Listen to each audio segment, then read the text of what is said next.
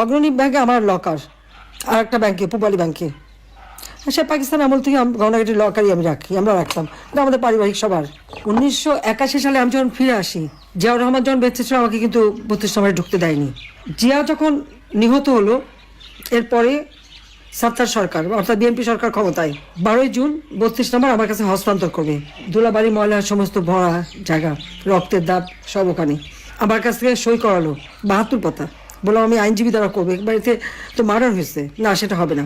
তারপরে প্রচার, কত শতভরি সোনা দানা পাওয়া গেছে, এই পাওয়া গেছে, হ্যাঁ পাওয়া তো যাবে, আমরা তো ভেসে আসা পরিবার না। আজকে আবার অগ্রণী ব্যাংকে তালা ভেঙেছে, কেন তালা ভাঙলো? চাবি তো আমার কাছে, আমি তো এখনো জীবিত আছি। তা আমি যেখানে এখনো জীবিত আছি আর মামলায় কেবল একটা রায় দিয়েছে, রায়ের সব ধাপ তো শেষ হয়নি, তার আগে কেন হাত দেবে? এটা তো ডক্টর মোহাম্মদ ইউনূসের ব্যাংক ডাকাতি, সে লোক দিয়ে ব্যাংক ডাকাতি করছে, সেখান থেকে সব সোনা দানা বের করে এত ভরি, আমরা হ্যাঁ ভরি তো থাকবেই। সেখানে আমার দাদি, নানি, আমার মা, কামালের বিয়ে হয়েছে, কামালের বউয়ের গহনা, জামালের বউয়ের গহনা, এমনকি পুতুলের বিয়ের পরে তার কিছু গহনা সবই তো ওখানে রাখা ছিল। তো আমাদের তো ছিল গহনা, আমরা তো অস্বীকার করি না, কিন্তু লকার ভেঙে সেগুলো বের করে এখন দেখানো, মানে তাদের কথা ভাবখানার জন্য প্রধানমন্ত্রী হওয়ার পরে আমি সব ওখানে রেখেছি। আমি চ্যালেঞ্জ দিচ্ছি যে প্রধানমন্ত্রী হওয়ার পরে কবে আমি অগ্রণী ব্যাংকে যে লকার খুলে এসেছি আর জিনিস রেখে এসেছি, সেই লগবুক বের করা হোক, দেখা হোক।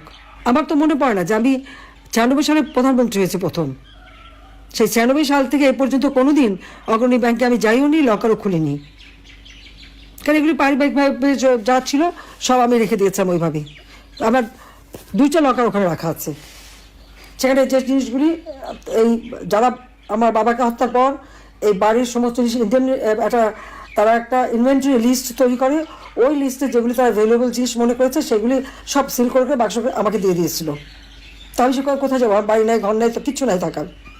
আমি লকার ভাড়া নিই, সেই লকারে যে সব কিছু ওইভাবেই রেখে আসি। তারা আমাদের ঘর বাড়ি যা ছিল সব তো লুটপাট করে নিয়েছি।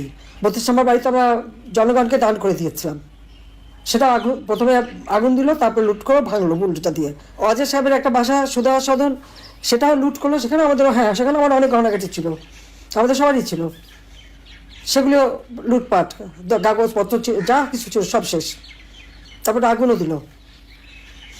গণভবন সব তো আমরা সব ফেলে দিয়েই তো চলে এসেছি, তো সেই গহনাগাটিগুলি দেখায় না কেন? সেগুলি কার পকেটে গেল? শুনছিলাম যে ইউনূস সাহেবের বড় মেয়ে নাকি এসেছিল, অনেক নাকি হীরার গহনা নিয়ে গেছে, তাহলে কি এগুলি আমাদেরগুলি নিয়ে গেল নাকি? ইউনূস তো নিজেও ঢুকেছিল ওই বাড়িতে সবাই মিলে, সেটা আমার প্রশ্ন। কিন্তু একটা লকার ভাঙতে গেলে, যে এখানে আমি এখনো জীবিত, চাবি আমার কাছে, পারমিশন ছাড়া এই লকারটা ভাঙে কিভাবে? আমাদের পারিবারিক একটা ঐতিহ্য আছে